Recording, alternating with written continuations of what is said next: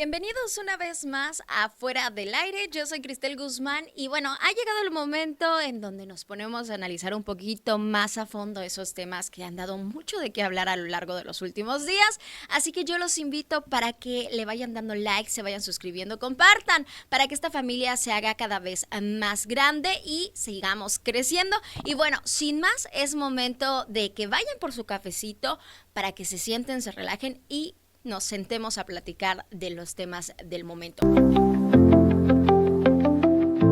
Y precisamente arrancamos con una noticia que vuelve a poner a América Latina en el escenario del tablero geopolítico. Estamos hablando del anuncio que hizo Donald Trump de la creación de una alianza de 17 países con el objetivo que se puedan ir trabajando medidas de seguridad para mejorar a América Latina. Así lo mencionó.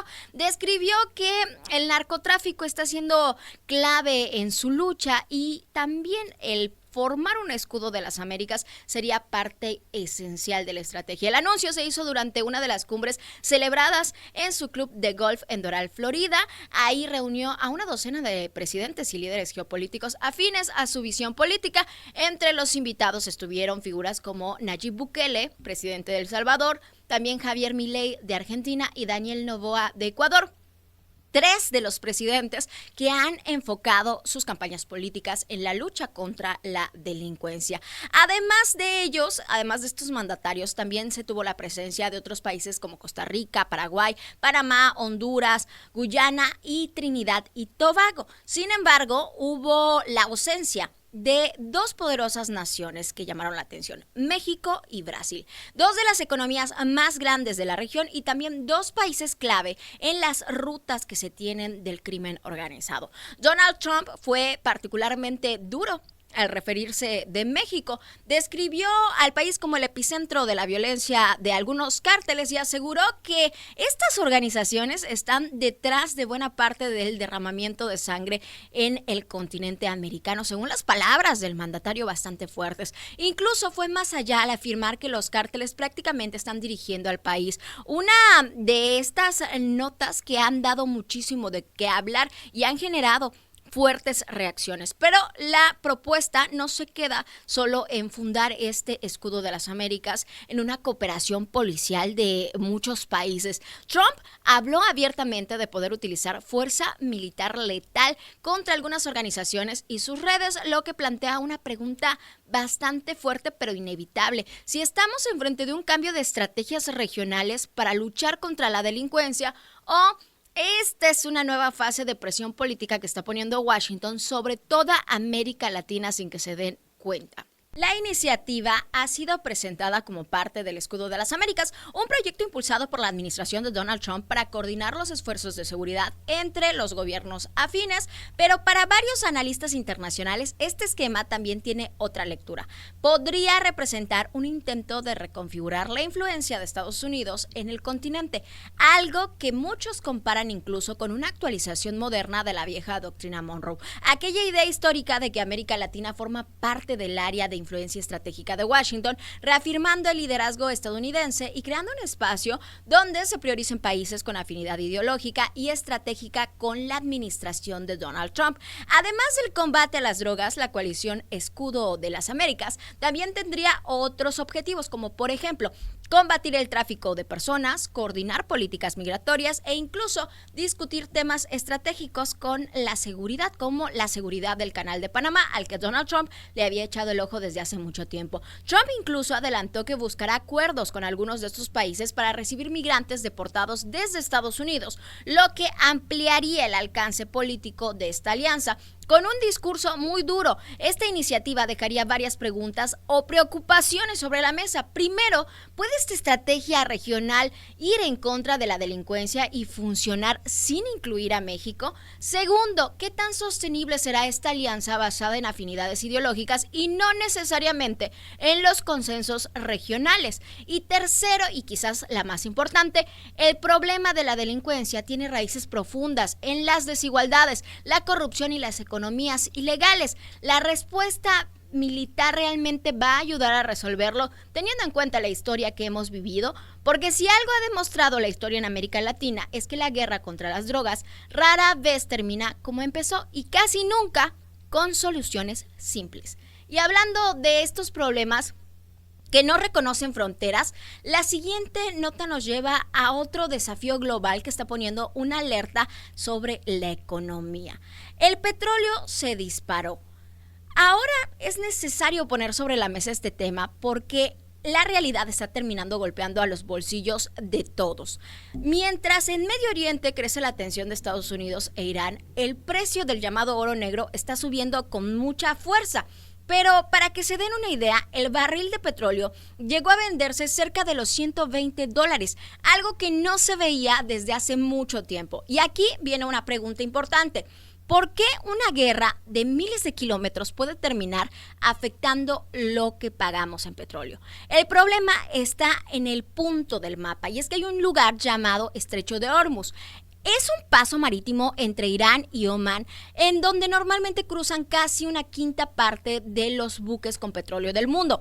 Imagínense una especie de autopista, pero para barcos petroleros. El problema es que con el conflicto militar, muchos barcos han dejado de cruzar por esa zona porque se volvió altamente peligrosa. El resultado, menos petróleo circulando, menos oferta y cuando algo escasea, el precio sube por los cielos. A esto se le suma otro factor. Países como Arabia Saudita, Kuwait y Emiratos Árabes que también comenzaron a recortar su producción.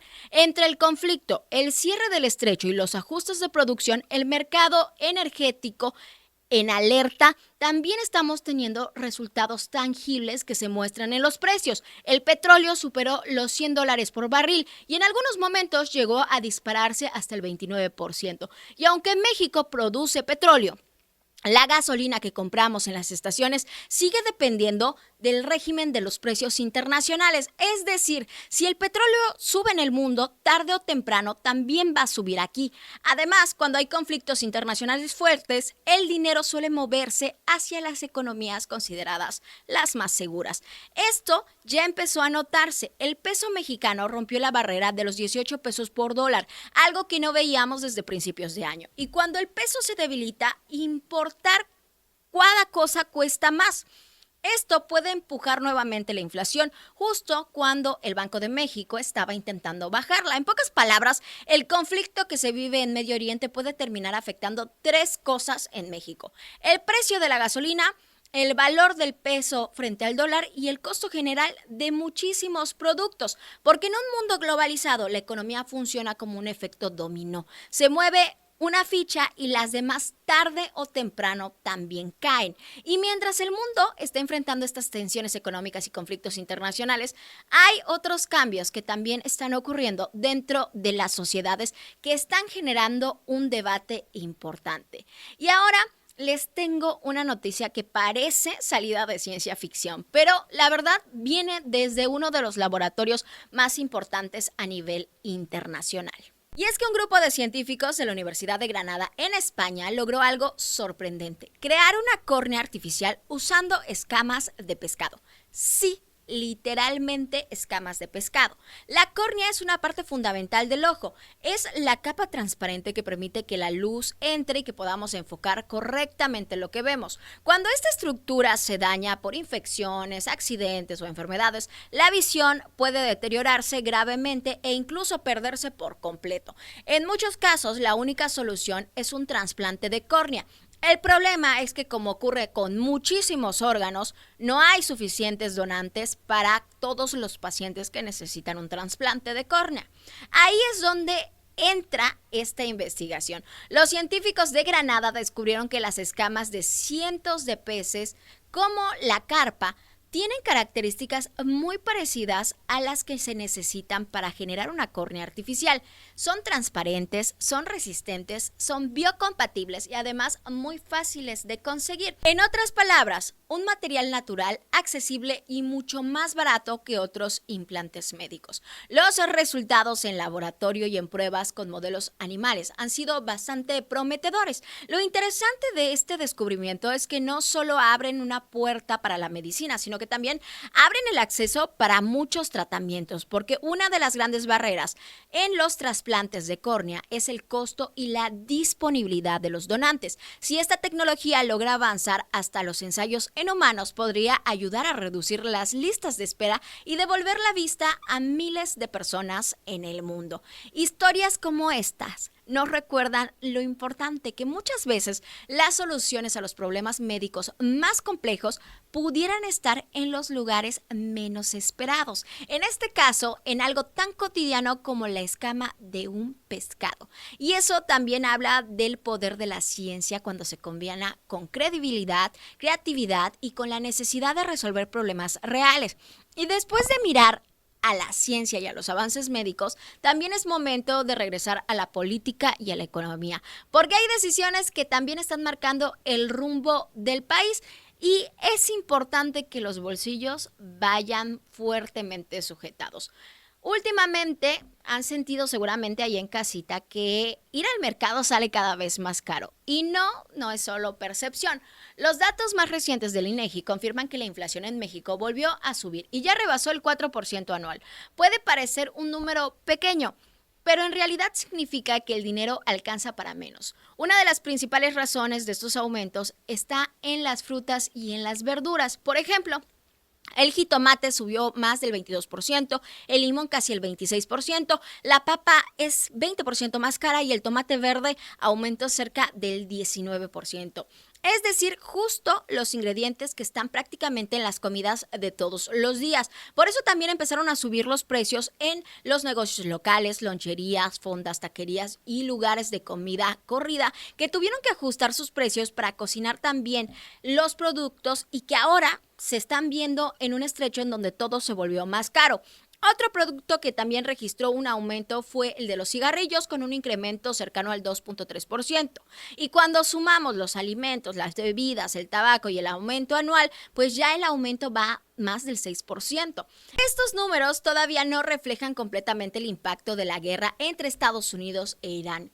Como le explicaba hace un momentito, cuando sube el petróleo también suben muchos costos de la economía. Por eso varios analistas ya están advirtiendo que la inflación podría seguir subiendo en los próximos meses. La inflación anual ya se ubicó en 4.02% con el objetivo del Banco de México, que anteriormente lo había plasmado en 3%. Cuando la inflación sube, el Banco de México enfrenta un dilema, porque la inflación se mantiene alta. No pueden bajar las tasas de interés tan rápido como les gustaría y esto afecta directamente los créditos hipotecarios, los préstamos personales, el financiamiento para empresas y en general el acceso al dinero. En otras palabras, la inflación no solo afecta el precio del súper, sino que también está influyendo en cómo se mueve toda la economía.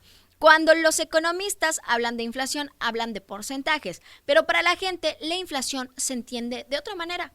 Se entiende de cuánto dinero tenemos, cuánto dinero nos rinde, cuando el mercado cuesta más, cuando la comida sube de precio y cuando cada semana parece que el gasto se estira un poco más. Al final, la inflación no se mide solo en las estadísticas, sino que también se mide en lo que pasa todos los días en los hogares mexicanos. Y ahora nos vamos a otro tema que también está sonando muy técnico, pero que en realidad está definiendo cómo funciona la democracia en México. La presidenta Claudia Sheinbaum presentó una iniciativa de reforma electoral que plantea cambios importantes en 3 áreas clave. ¿Cómo se eligen a los legisladores? ¿Cuánto dinero reciben los partidos políticos? ¿Y cómo se regula la propaganda durante las campañas? Hoy en día la Cámara de Diputados tiene 500 legisladores. De esos, 300 se eligen directamente en las urnas en distintos distritos electorales. Y otros 200 son los llamados plurinominales, que se asignan con base en el porcentaje de votos que obtiene cada partido.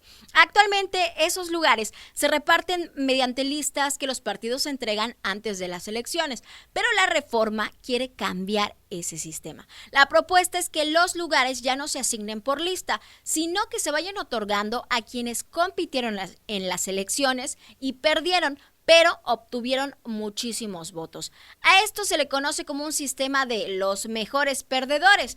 También habrían cambios en el Senado, ahí en la Cámara Alta. En el Senado, que hoy tiene 128 integrantes, la reforma propone eliminar las 32 senadurías plurinominales, por lo que el Senado pasaría a tener 96 miembros. Es decir, todos los senadores serían elegidos directamente por voto o por el mecanismo de la primera minoría. Claro, otro punto importante es el financiamiento público de los partidos políticos. Actualmente el cálculo del dinero que reciben se basa en el padrón electoral multiplicado por el 65% del valor de la UMA. Con la reforma, ese porcentaje bajaría un 48.75%.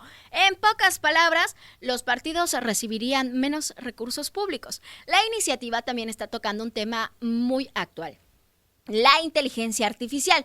La propuesta establece que cualquier contenido generado o manipulado con inteligencia artificial deberá ser etiquetado. Además, la radio, televisión y plataformas digitales tendrían la responsabilidad de advertir cuando un contenido haya sido manipulado digitalmente. Y más allá de los detalles técnicos, esta reforma está abriendo un debate importante, porque cambiar las reglas electorales siempre tiene consecuencias políticas. Algunos analistas consideran que los ajustes en los plurinominales podrían afectar más a los partidos pequeños o a los que han perdido fuerza durante los últimos años.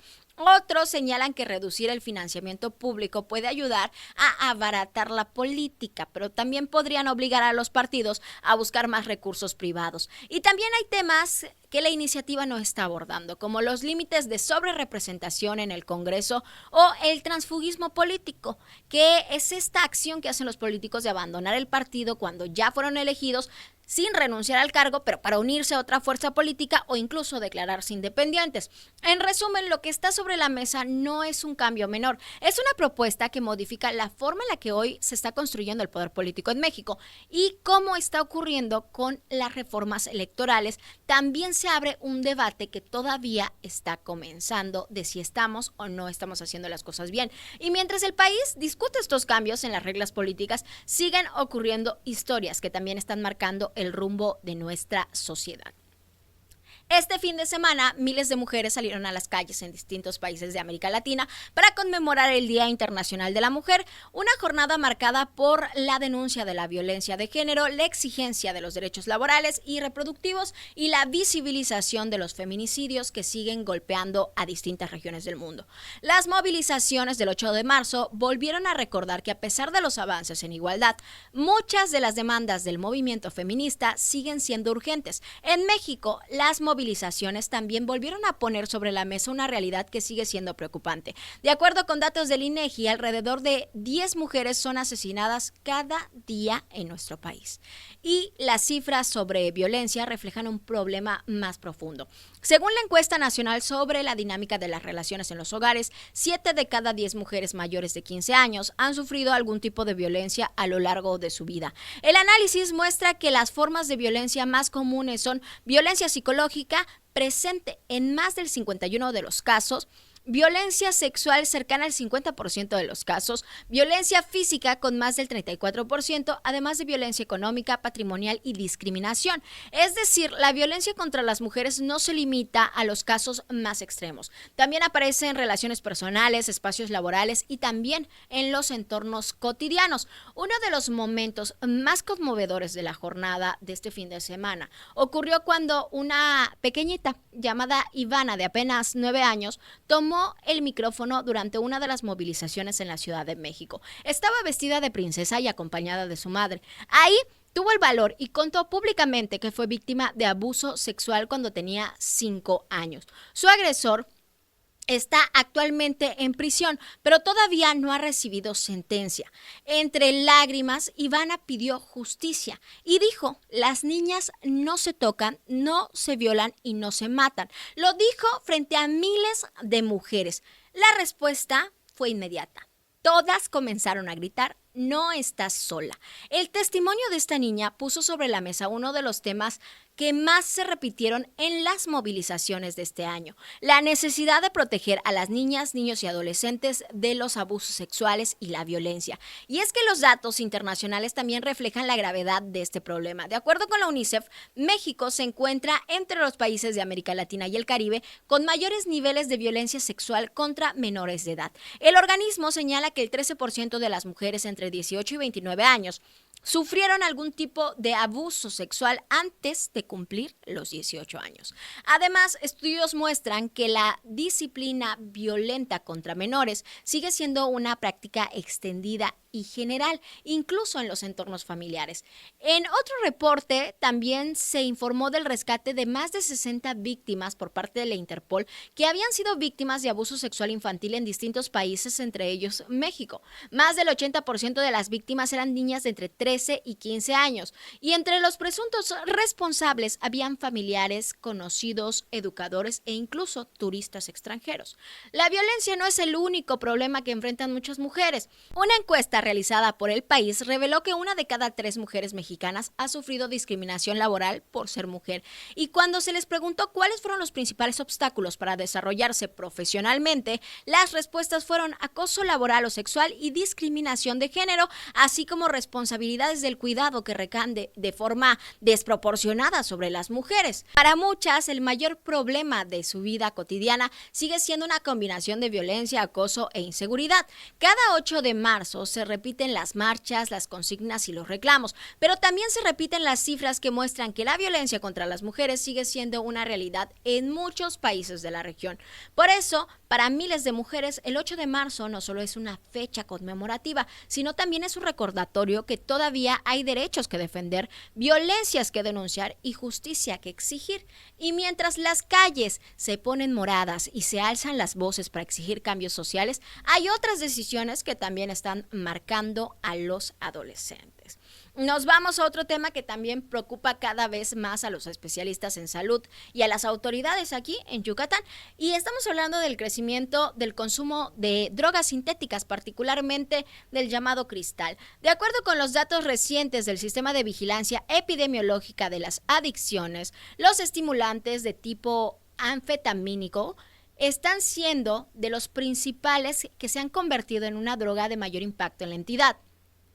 Para dimensionarlo, casi 7 de cada 10 personas que buscan ayuda por adicciones en Yucatán han consumido este tipo de sustancias. Las cifras hablan del 64% de los casos registrados en los centros de atención contra las adicciones. El cristal es una droga sintética que provoca efectos inmediatos de euforia, de energía, de sensación de estar alerta.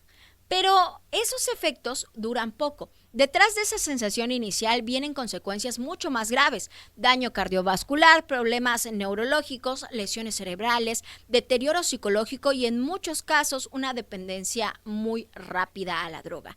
Especialistas señalan que incluso periodos cortos de consumo pueden generar daños importantes en el organismo. Además, el consumo puede provocar lesiones físicas, infecciones en la piel y deterioro en la salud mental, lo que termina impactando no solo a los usuarios, sino también al entorno familiar. El informe señala que desde el 2023 esta droga ya aparecía como una de las principales de impacto en algunas adolescencias. Es decir, el fenómeno no solo continúa, sino que está siendo una parte importante de la consolidación de este estupefaciente.